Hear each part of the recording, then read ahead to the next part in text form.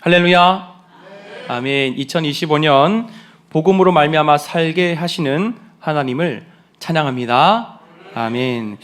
네, 2025년 바울의 복음을 위한 권리 포기에 대한 이 고백을 성구 영신 예배를 통해서 나누며 예수님께서 말씀하신 복음으로 말미암아 사는 삶이 무엇인가 함께 저희가 묵상했고요. 또 저는 저 나름대로 여기에 대해서 생각해보는 시간을 계속 가지고 있습니다. 사실 저는 거의 여기에 꽂혀 있다라고 말씀을 드릴 수가 있을 것 같아요. 정말 무엇이 복음으로 위하여 말미암아 사는 삶일까? 여기에 대해서 저와 여러분이 함께 생각해 나가는 한 해가 되지 않을까라는 생각을 해보게 됩니다. 그런데 혹 오해를 하실까 봐 말씀드립니다. 여러분, 바울의 이 말, 내가 누릴 권리를 포기하는 것, 그것이 복음으로 말미암아 사는 삶의 정답이라고 말하는 것이 아닙니다. 모든 것을 포기하면 그것이 무조건 복음으로 말미암아 사는 거야라는 것이 아니라는 것을 말씀드립니다. 복음으로 말미암아 사는 삶의 진정한 모습을 추구하다 보니 권리 포기라는 모습으로 나타나기도 한다는 것을 보여준 것이라고 할 수가 있습니다. 바울은 빌립보서에서 이런 고백을 했습니다. 이 고백을 생각해 본다면 바울이 말한 복음으로 말미암아 사는 삶의 의미를 더 잘 이해할 수 있을 것 같습니다. 빌립보서 4장 12절 13절 말씀인데요, 제가 읽어드리겠습니다. 나는 비천에 처할 줄도 알고 풍부에 처할 줄도 알아. 모든 일곧 배 부름과 배 고픔과 풍부와 궁핍에도 처할 줄 아는 일체의 비결을 배워노라 라고 말하며 13절에 이렇게 고백합니다. 내게 능력 주시는 자 안에서 내가 모든 것을 할 수 있느니라. 아멘. 네, 그러면서 이런 고백이 나온 거예요. 내가 능력 주신 자 안에서 내가 모든 것을 할 수 있다. 내가 풍부에도 처할 수 있고 비천에도 처할 수 있고 배부름에도 처할 수 있고 배고픔에도 처할 수 있다. 이런 것을 이야기하는 거예요. 그러니까 복음을 위해서 나의 마땅히 요구할 권리도 포기할 수 있다가 되는 것이죠. 복음을 위해서 복음으로 말미암아 사는 2025년 동안 저와 여러분이 집중적으로 고민해보고 살아야 할 주제라고 할 수 있을 것 같습니다. 그래서 저는 여러분과 복음의 기초라는 책으로 설교를 할 뿐만 아니라 주중에 여러분들을 직접 찾아가서 자세히 묻고 그리고 답하고 생각을 함께 나누고 우리 성도님들과 직접 교제를 할 계획을 가지고 있는데요. 여러분, 기초라고 해서 베이직, 초등교육 이 정도로 생각하지 마시기 바랍니다. 오히려 기초라고 하는 말의 의미는 복음의 정수, 복음의 기반이라고 해야 더 정확한 설명일 것 같습니다.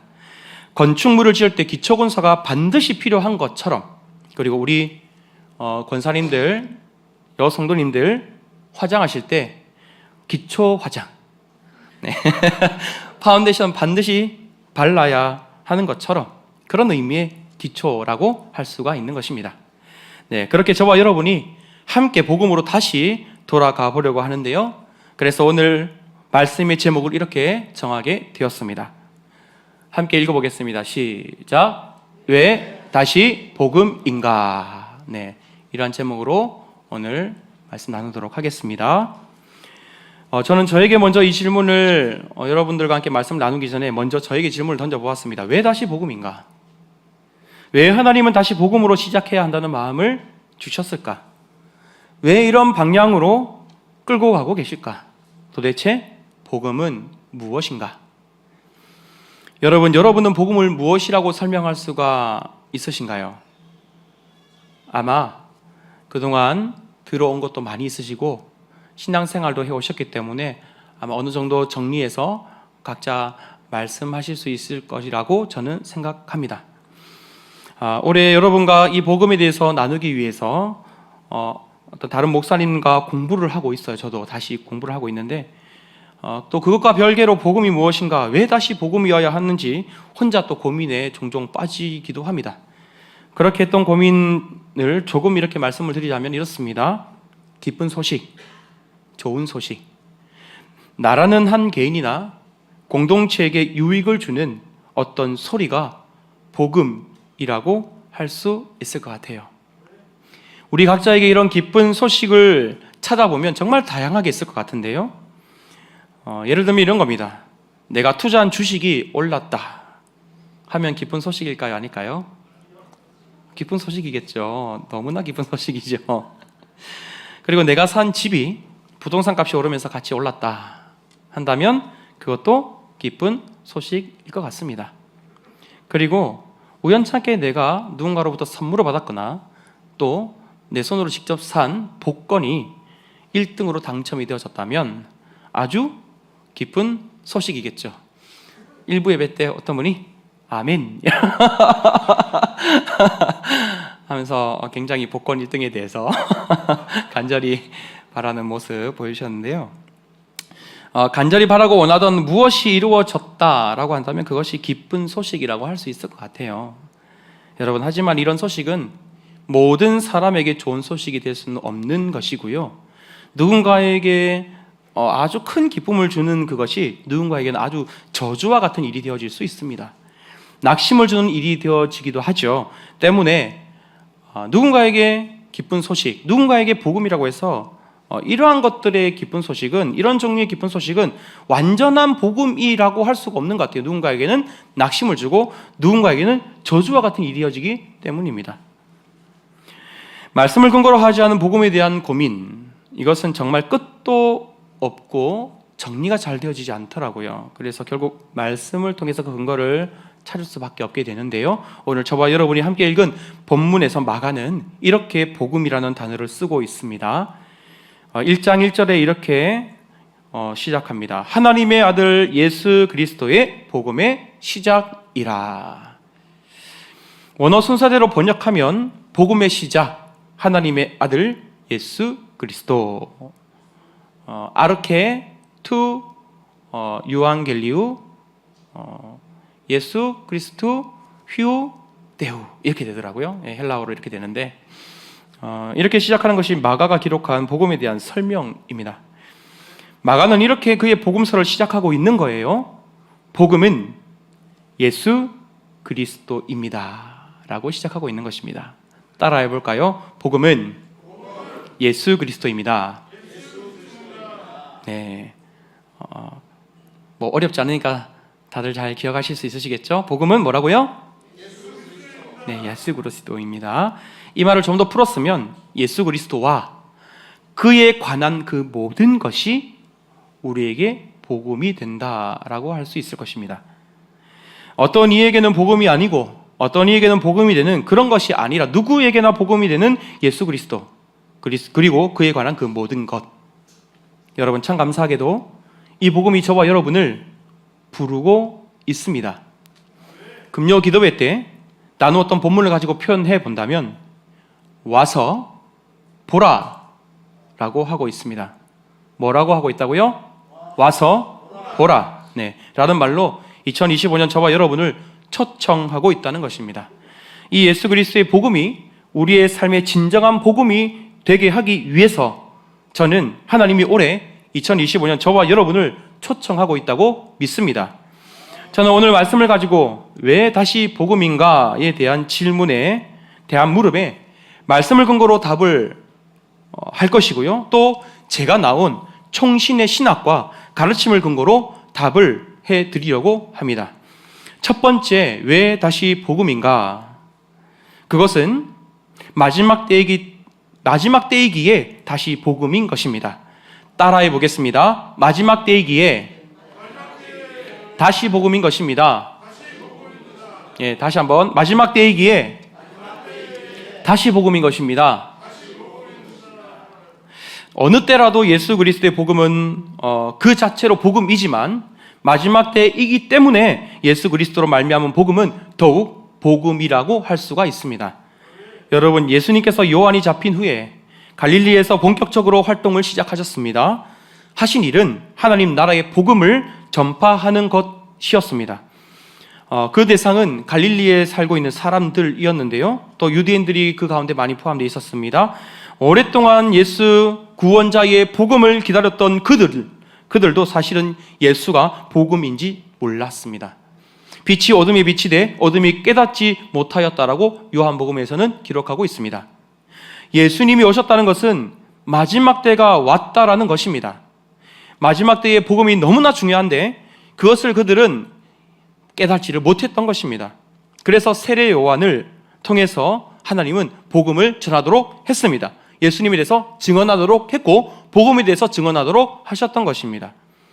몇몇 사람들이 복음이 무엇인지 이 세례 요한의 증언을 통해서 아주 조금씩 엿보기 시작했습니다. 그러나 제대로는 몰랐습니다. 이제 이 세례 요한 이후에 예수님께서 스스로 자신을 증언하시며 복음이 스스로 자기를 나타내며 하나님의 복음을 전파하기 시작했습니다. 15절을 보니 이르시되 때가 찼고 라고 합니다. 그리고 하나님 나라가 가까이 왔으니 라고 합니다. 여러분, 때가 찼다라는 것은 마지막 때가 가까이 왔다라는 것을 의미합니다. 때가 찼다는 것은 하나님 나라가 가까이 왔다는 것입니다. 예수님도 지금 마지막 때라고 알려주고 있는 것입니다. 이제 하나님의 통치가 온전히 이루어지는 그 시기가 예수님을 통해서 이루어졌고 또 온전히 이루어지는 그 시기가 가까이 왔다는 것이죠. 그러니 예수님은 말씀하십니다. 복음을 믿어야 한다. 지난해 말에 요한계시록 말씀을 함께 묵상하면서 또 대강절과 성탄절을 통해서 예수 그리스도의 재림을 다시 오심을 묵상하면서 마지막 때에 대한 마지막 때 우리가 어떻게 기다리고 어떻게 준비해야 되는지에 대한 말씀을 한 달 동안 거의 나누었던 것 같습니다. 환난과 박해와 온갖 시험과 유혹이 가득한 마지막 때에 악한 사탄 마귀가 예수 그리스도가 오심으로 그 머리가 박살나서 이미 죽었지만 마지막 발악을 하며 여자의 후손의 뒤꿈치를 물어 상처를 주고 있는 이 마지막 때에 대한 말씀을 함께 나누었던 것이죠. 결국 사탄은 멸망하게 되는 것입니다.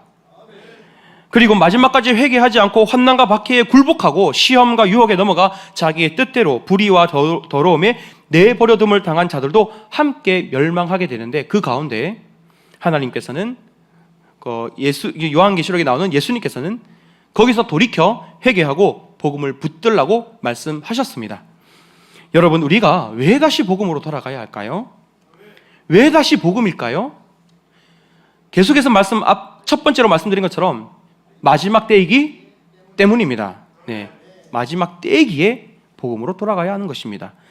더 이상 그때는 물러설 것이 없게 되는 거예요. 임박한 진노의 때가 알지 못하는 때에 그 하나님의 나라가 온전히 임하게 될 것이기에 다시 복음인 것입니다. 그 순간이 정말 오게 된다면, 정말 그 순간이 오게 된다면 더 이상 돌이킬 방법이 없어요. 그 순간이 오면 복음이 소용이 없기 때문에 그때가 가까워지고 있는 이 시점이 다시 복음으로 돌아가야 하는 때인 것입니다. 그래서 아직 그때가 오지 않은 이때가 복음인 것입니다. 그렇지 않을 때도 복음이 중요한데 마지막 때는 더욱 복음이 중요하지 않겠습니까? 우리를 영원히 주님 안에 행복하게 살게 하거나 영원히 사탄과 함께 영벌에 들어가게 되는 그것을 결정하는 것이 복음이기 때문에 우리에게 다시 복음인 것입니다. 예수님께서 오늘 본문에서 이렇게 말씀하십니다. 15절인데요. 같이 15절 말씀을 읽어보도록 하겠습니다. 시작. 이르시되 때가 찼고 하나님의 나라가 가까이 왔으니 회개하고 복음을 믿으라 하시더라. 아멘. 네, 이제 두 번째입니다. 왜 다시 복음인가요? 그것은 예수님의 명령이기 때문입니다. 네, 따라서 해보겠습니다. 예수님의 명령이기 때문입니다. 네, 여러분, 새벽에 나눈 말씀 요한복음에서 예수님은 어떤 분이라고 했는지 혹시 생각을 해보시겠어요? 요한복음 1장 1절부터 되어지는 예수님에 대한 소개입니다. 태초에 말씀이 계시니라 라면서 시작이 되어진 요한복음 말씀인데요, 예수님에 대해서 어떻게 소개하고 있냐면 예수님은 말씀이라고 소개하고 있으며 또한 예수님은 태초에 계셨던 분이라고 소개하고 있으며 예수님은 하나님과 함께 계셨던 분으로 소개하고 있습니다. 그리고 그 예수님이 하나님이라고 소개하고 있습니다.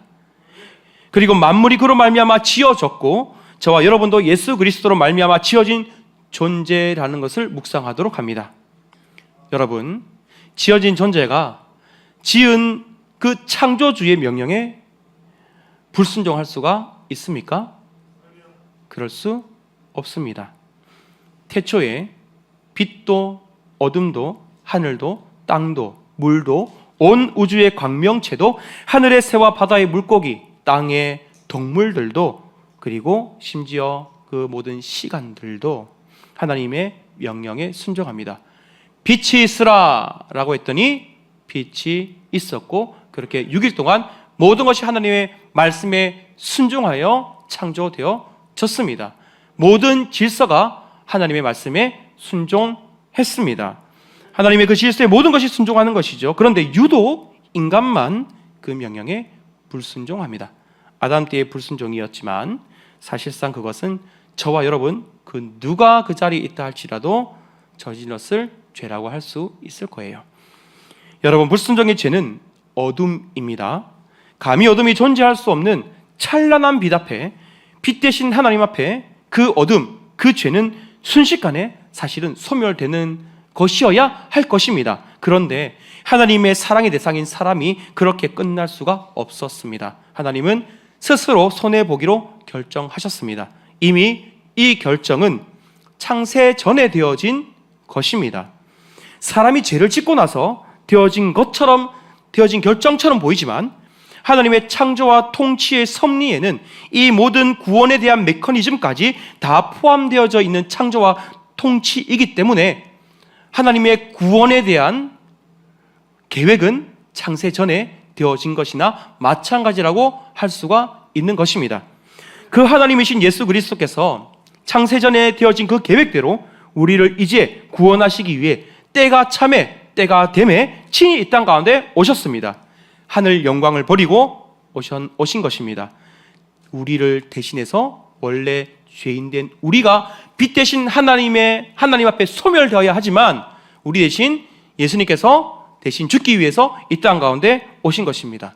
그렇게 나 대신 죽기 위해서 이 땅에 오신 예수님께서 다음과 같이 명령하십니다. 하나님이신 예수님께서 이렇게 말씀하시죠. 복음을 믿으라. 구원의 유일한 소망이며 복음 그 자체이신 예수님께서, 하나님이신 예수님께서 우리에게 복음을 믿으라라고 명령하신다면 우리는 그 명령에 어떻게 하면 되겠습니까? 순종하며 아멘하며 따르면 되는 것이죠. 하나님의 명령이기에 따르게 된다면 반드시 구원을 얻게 되는 것입니다. 우리를 죄와 사망에서 건지기 위해 하신 명령이 복음을 믿으라라는 명령입니다. 그래서 여러분, 그렇기 때문에 다시 복음인 것입니다. 우리를 창조하신 창조주의 명령, 우리를 구원하기 위해 주신 그 명령, 그래서 여러분 다시 복음인 것입니다. 첫 번째가 뭐라고요? 왜 다시 복음이라고요? 마지막 때이기 때문입니다. 두 번째가 왜 그렇습니까? 예수님의 명령이기 때문입니다. 세 번째, 왜 다시 복음인가? 그것은 우리가 예수 그리스도 안에서 재창조되어지기 때문입니다. 따라서 해볼까요? 예수 그리스도 안에서 재창조되기 때문입니다. 요한복음을 1장 12절 13절을 보면 이는 혈통으로나 육정으로나 사람의 뜻으로 나지 아니하고 오직 하나님께로부터 난 뜻이다 라고 하면서 그 앞에 이는이라는 단어가 있어요. 이는 이 받는 구절은 12절 말씀입니다. 곧 12절 말씀을 읽어보면 곧 영접하는 자, 곧 그 이름을 믿는 자들에게는 하나님의 자녀가 되는 권세를 주셨으니 라는 이 말씀을 이야기하는 것인데요. 예수를 영접하고 그 이름을 믿는 자들에게 하나님의 자녀가 되는 이 권세가 육적으로나 혈통으로 되어진 것이 아니라 사람의 뜻으로 되어진 것이 아니라 누구의 뜻대로 되어진 것이라고요? 하나님의 뜻대로 되어진 것이라는 겁니다. 그리고 정말 그 이름을 믿어서 하나님의 자녀가 된 자들은 하나님으로부터 난 자들이라는 인침을 받게 되는데, 여러분, 하나님 앞에 죄의 무게를 측량할 수 없는 사람에게 이런 은혜가 어디에 있겠습니까? 혈통으로나 육적으로나 사람의 뜻이라면 절대로 되어질 수 없는 그 은혜가, 그 하나님의 자녀가 되는 권세가 하나님의 뜻대로 되어진 것이 바로 예수 그리스도의 이 땅 가운데 오심과 우리를 위해서 죽으심과 또 예수님께서 하신 그 말씀대로 행하는 그 삶 가운데 있는 것입니다. 그렇기 때문에 우리는 다시 복음인 것입니다. 이제 마지막 네 번째입니다. 왜 다시 복음인가? 왜 그냥 복음이 아니라 왜 다시 복음인가? 여러분, 제가 총신에서 배운 신학은 칼빈주의, 개혁주의 신학이라고 불리는 그런 신학입니다. 개혁교회는 항상 개혁되어야 한다라는 것이 제가 배운 개혁주의 신학의 모토입니다. 개혁교회는 항상 개혁되어야 한다. 이것은 기존의 체제를 부인하거나 새롭게 한다는 것이 아닙니다. 계속해서 새로운 도전을 하고 새로운 방법을 만들고 새롭게 이것을 이야기하는 것이 아니라 끊임없이 복음으로 돌아가야 한다라는 것을 말하는 것입니다. 다시 복음으로, 다른 말로 하면 다시 성경으로라는 것을 말하는 거예요. 개혁주의의 원칙이 있다면 5가지가 있는데 오직 성경, 오직 그리스도, 오직 은총, 오직 믿음, 오직 하나님께 영광입니다. 여러분, 오직 성경으로 돌아가야, 또 성경에서 그리스도를 발견해야, 그리스도의 은총을 발견해야, 또 그 사실을 믿어야, 그 모든 영광을 하나님께만 올려드려야 한다는 것을 말하는 것이 개혁주의 신앙이라는 것입니다. 오직 성경. 그래서 강조할 수밖에 없는 것이 오직 성경입니다. 마치 이런 것입니다. 우리가 오케스트라 음악회 연주하는 것을 보러 가게 되는 경우가 있죠. 가면 연주가 시작하기 전에 각 악기들이 자기의 그 악기를 조율을 합니다. 그래서 끼익 소리가 나죠. 기본음을 다시 맞추는 것입니다. 어떤 악기가 자기 혼자 특정한 음가를 새롭게 기준을 잡을 수가 없습니다. 만약에 그렇게 되면 모든 연주가 어떻게 되겠습니까? 엉망진창이 되겠죠. 각자의 소리를 내게 되니까. 그러니까 다시 원래 음으로 조율을 하는 것입니다. 저도 기타를 칠 때 마찬가지로 조율을 합니다. 그렇지 않으면 피아노와 같이 연주를 하게 될 때 음이 맞지 않아서 찬양이 엉망이 되어버립니다. 특히 날씨가 이렇게 기온차가 많이 날 때 악기가 추운 기온에 있다가 이 예배를 드리면 이렇게 난로를 피잖아요. 그러면 따뜻해지면 이제 나무로 되어 있고 이러다 보니까 이제 장력이 또 달라지기도 하더라고요. 그러니까 줄이 느슨해지거나 팽팽해집니다. 그렇게 되면 연주를 하려면 반드시 조율을 해야 합니다. 그런 것처럼 저와 여러분도 오케스트라 연주의 악기라고, 하나님께서 연주하시는 오케스트라 연주의 악기라고 한다면 하나님께서 사용하시는 각자의 악기일 텐데 다시 복음으로 우리가 조율하지 않으면 각자 다른 소리를 내게 될 것입니다. 엉뚱한 음으로 연주를 할 뿐만 아니라 하나님 뜻과 전혀 반대되도록 어쩌면 우리가 살아갈지도 모르는 것입니다. 주변 연주자들에게 피해를 끼치게 될 것이고 스스로도 망하는 것이죠. 그래서 여러분, 다시 복음인 것입니다. 개혁교회는 항상 개혁되어야 한다. 제가 배운 신학입니다. 제가 작년 2024년에 12월에 몇몇 장로님들과 복음으로 말미암아 사는 교회가 내년 표라고 말씀을 드리고 그에 따른 3대 목표를 나누었습니다. 그 첫 번째가 뭐냐면 각 예배를 통해서 복음의 기초 점검을 해야 된다라는 것이었는데요. 그 말씀을 들으시자마자 장로님께서 이렇게 말씀하셨어요. 아니 목사님, 저희가 또 기초를 공부해야 하나요? 이렇게 말씀하시더라고요. 제가 설명을 해드리자 바로 이렇게 이해하셨습니다. 오늘 이렇게 설명해 드린 것과 같이요. 여러분, 제가 미리 복음의 기초라는 말의 의미가 무엇인지 설명드렸고 왜 다시 복음이어야 하는지 거기에 대해서 오늘 말씀을 통해서 함께 나누었기 때문에 복음의 기초라는 말이 어떤 의미인지 다들 이해하실 것이라고 저는 믿습니다. 여러분, 복음이 예수 그리스도라고 했죠.